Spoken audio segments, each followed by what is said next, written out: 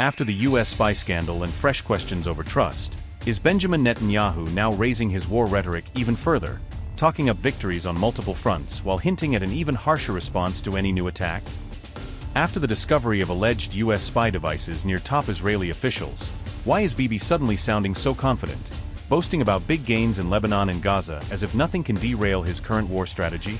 With Israel's northern front heating up again, is Netanyahu using each new rocket toward the Galilee to threaten a crushing response, signaling that any Hezbollah move will be met with overwhelming force despite talk of ceasefires?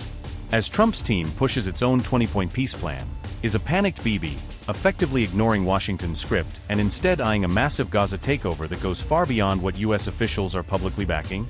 After weeks of rumors about phones, spying and secret calls, did Israel learn something about U.S. weak spots? Or is it simply using the moment to claim major gains in Gaza and Lebanon to shore up its own narrative? Even after Marco Rubio's pointed rebuke of his map, why is Bibi still talking about controlling 70% of the Strip, as if U.S. objections and diplomatic friction won't slow his plans on the ground? Amid rising concerns over alleged U.S.-Israel spying tensions, Benjamin Netanyahu publicly boasted of fresh gains in both Lebanon and Gaza, insisting that Israel is on the offensive across all fronts.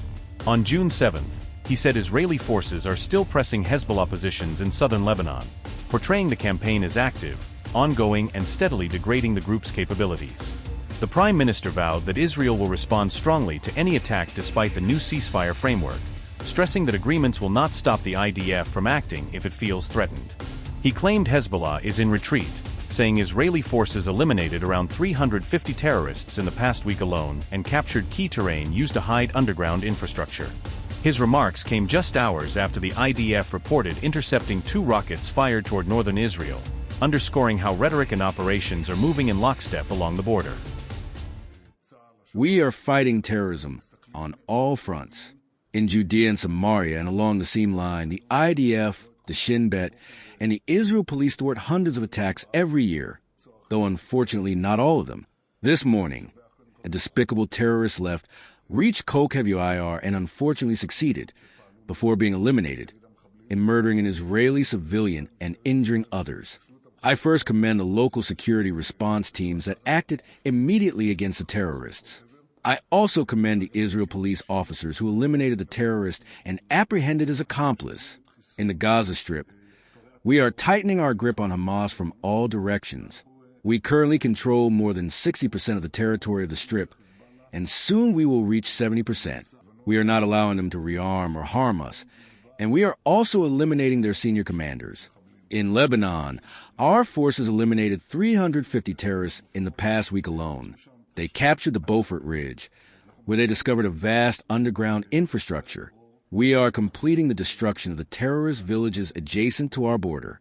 We are striking them very hard, and we know that Hezbollah is in retreat. We will not allow fire on our territory or our communities, and we will act accordingly.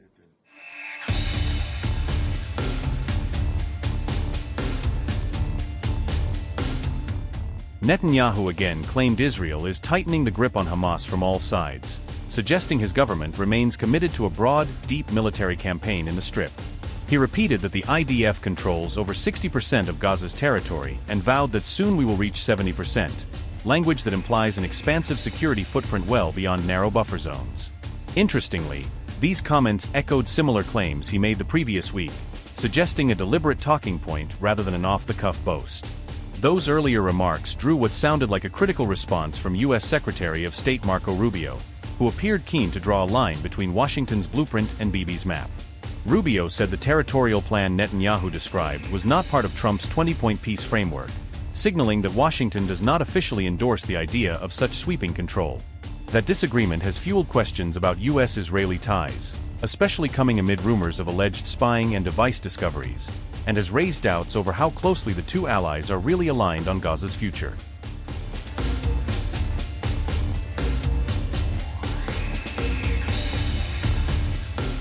U.S.-Israel tensions deepened after NBC reported new Pentagon concerns regarding alleged Israeli intelligence activities.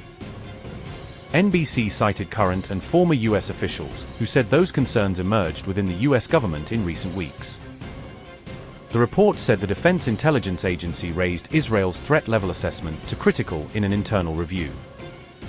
Officials told NBC the assessment reflected concerns over what they described as aggressive Israeli intelligence activity. The concerns reportedly centered on efforts to learn more about President Trump's plans and strategy for the Middle East. NBC said U.S. officials believed Israel was seeking greater insight into internal policy discussions and deliberations.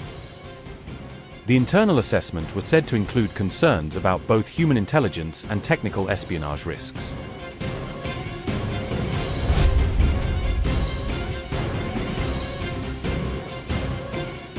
Israel's embassy in Washington rejected the claims and described the allegations as completely false. Israeli embassy spokesperson said, and I quote, "Israel does not gather intelligence on American entities, let alone U.S. government officials. Israel intelligence collection efforts aimed at its enemies, not its allies. Any claims to the contrary are either misinformed or politically motivated." Unquote. The White House also pushed back against the report, saying it was based on information it considered inaccurate. The Pentagon declined to comment publicly, while the Office of the Director of National Intelligence did not address the report. NBC said U.S. officials viewed the alleged activity as extending beyond what is typically expected between allied nations.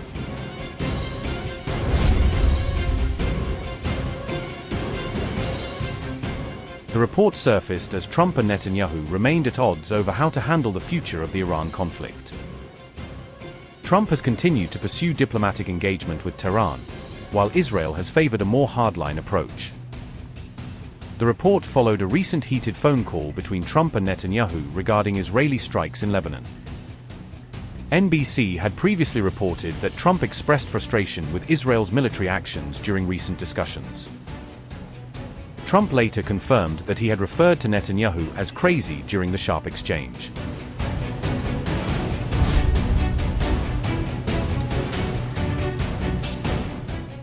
A rare public disagreement has exposed growing tensions between two of the closest allies in the Middle East. Trump acknowledged using the controversial remark during a heated conversation with the Israeli leader. The US president indicated that Israel's ongoing campaign in Lebanon had become a major source of frustration. The remarks were made publicly during a podcast interview, turning a private dispute into an international headline. Donald Trump said, and I quote, "I was a little bit perturbed at his constantly fighting with Lebanon. At some point I said, we got to stop this. We got to stop it." Unquote.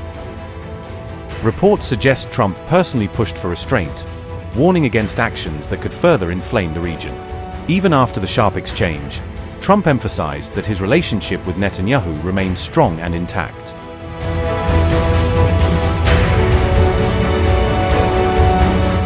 With Israel and Hezbollah continuing to trade blows across the border, US President Donald Trump is reportedly fuming behind the scenes. Donald Trump and his ally Benjamin Netanyahu reportedly held a heated conversation on June 1st as tensions escalated. The call allegedly deteriorated to the point where Trump called Netanyahu crazy, according to an Axios report.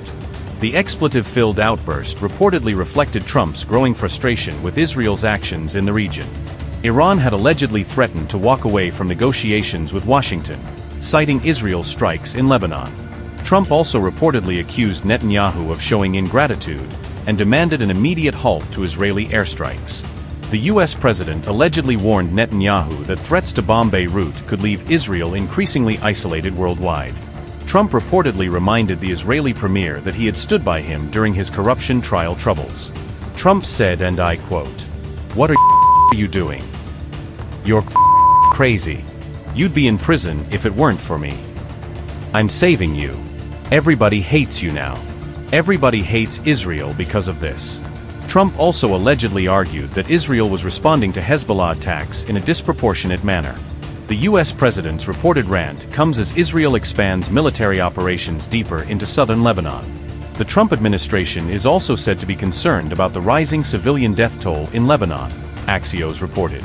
A US official told Axios that Trump effectively steamrolled Netanyahu during the June 1st conversation. Following Trump's rebuke, Israel reportedly pledged to stop striking Hezbollah-linked targets inside Beirut.